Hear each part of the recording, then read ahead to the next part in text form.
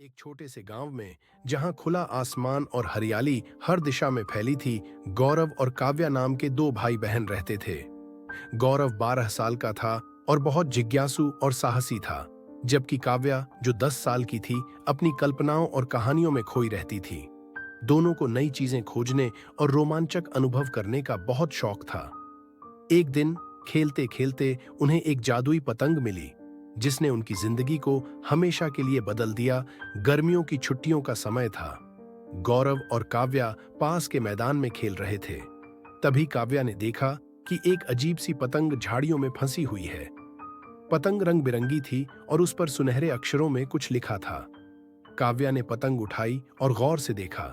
उसने गौरव को दिखाते हुए कहा, भैया देखो, यह पतंग कितनी सुंदर है, इस पर कुछ लिखा है। गौरव ने पतंग को ध्यान से पढ़ा। उस पर लिखा था, जो सपने देखता है वो उड़ सकता है। गौरव ने मुस्कुराते हुए कहा, यह तो किसी जादुई कहानी जैसी बात लग रही है, क्यों ना इसे उड़ाकर देखें। दोनों ने पतंग को ठीक किया और उड़ाने की कोशिश की। जैसे ही पतंग हवा में ऊंची उठी, उसमें से हल्की सी रोशनी निकलने लगी। अचानक पतंग ने खुद ब खुद डोर को खींचना शुरू कर दिया। काव्या ने डरते हुए कहा, भैया ये पतंग अजीब तरीके से खींच रही है।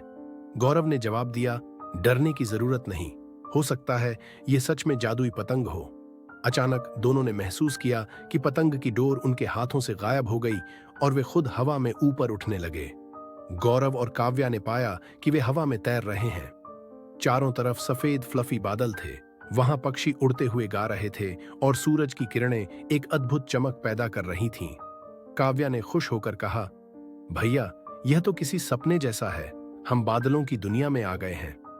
गौरव ने हैरानी से कहा, हाँ, लेकिन यह जादुई पतंग हमें यहाँ क्यों लाई है? शायद हमें कुछ ढूंढना होगा। थोड़ी दूर पर उन्हें एक चमकदार महल दिखा जो बादलों के बीच झूल रहा था। महल के दरवाजे पर एक बड़ा सफेद पक्षी खड़ा था। उसने कहा, तुम दोनों को बादलों के राजा ने बुलाया है, चलो मैं तुम्हें अंदर ले चलता हूं। महल के अंदर का नजारा बहुत ही सुंदर था। दीवारें सोने और चांदी की तरह चमक रही थीं और हर जगह इंद्रधनुषी रोशनी फैली हुई थी। राजा एक बड़े सफेद सिंहासन पर बैठे थे।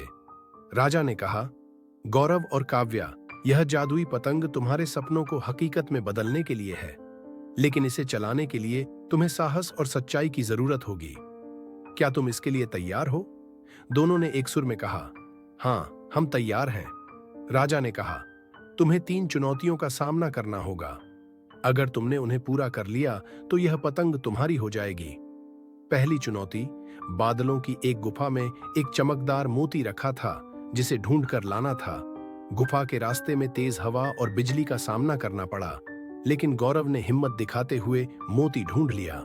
दूसरी चुनौती, एक बड़े बादल दानव को शांत करना था जो गुस्से में था। काव्या ने अपनी मधुर आवाज और दया से दानव को शांत कर दिया। तीसरी चुनौती, एक गुप्त दरवाजे को खोलने के लिए सही उत्तर देना था।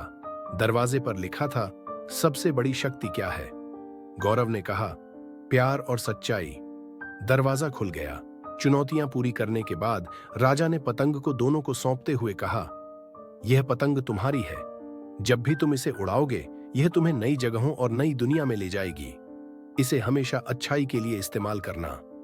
गौरव और काव्या ने राजा को धन्यवाद दिया और पतंग के साथ वापस धरती पर लौट आए। गांव लौटने के बाद गौरव और काव्या ने पतंग का उपयोग बच्चों के सपनों को साकार करने में किया। पतंग ने उन्हें सिखाया कि सपनों को सच करने के लिए हिम्मत और सच्चाई सबसे जरूरी है। यह कहानी हमें सिखाती है कि जादू हमारे अंदर ही छिपा होता है, बस हमें अपनी कल्पना